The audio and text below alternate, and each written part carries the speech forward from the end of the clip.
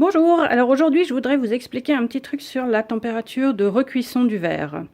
Il y a des informations qui circulent sur internet et aussi dans des livres qui ont été imprimés il y a longtemps sur les températures de recuisson qui ne sont pas tout à fait exactes, en tout cas qui ne sont plus du tout à l'ordre du jour. Ça dépend un peu du verre que vous utilisez. Donc pour les verres de type sodo-calcique, quand le fabricant américain Bullseye a commencé à produire du verre pour les chalumeaux des baguettes, donc c'était, je ne sais pas exactement quand, mais il y a à peu près une vingtaine d'années je pense, ils ont donné à l'époque comme température de recuisson du verre la valeur de 960 Fahrenheit, ce qui correspond à peu près à 520 degrés Celsius. Et la plupart des gens ont compris ça comme étant valable pour tous les verres de type sodo-calcique, ce qui n'est pas le cas. Donc ici, vous voyez que j'ai le catalogue effétré officiel.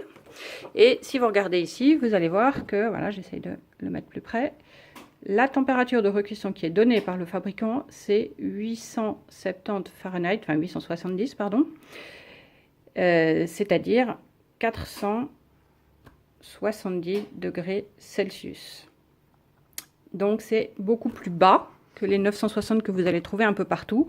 La raison pour laquelle vous trouvez ces températures-là, c'est parce que les fabricants américains de fours, à l'époque, ont commencé à préprogrammer leurs contrôleurs avec ces températures-là. Et du coup, c'est devenu un petit peu le standard pour tout. Même Bullseye, depuis, a changé son fusil d'épaule et a dit que la température de recuisson idéale était plus bas que ça, c'est-à-dire à peu près dans la même zone, autour de 500 degrés. Donc à Murano, là où le verre effétré a été conçu et là où il est utilisé depuis longtemps puisqu'il a été fabriqué pour eux, ou plus exactement il est utilisé par eux puisqu'il est fabriqué sur place, on recuit en général à 500 degrés Celsius, c'est-à-dire un petit peu au-dessus de la température de recuisson, puisqu'on recuit toujours un petit peu au-dessus.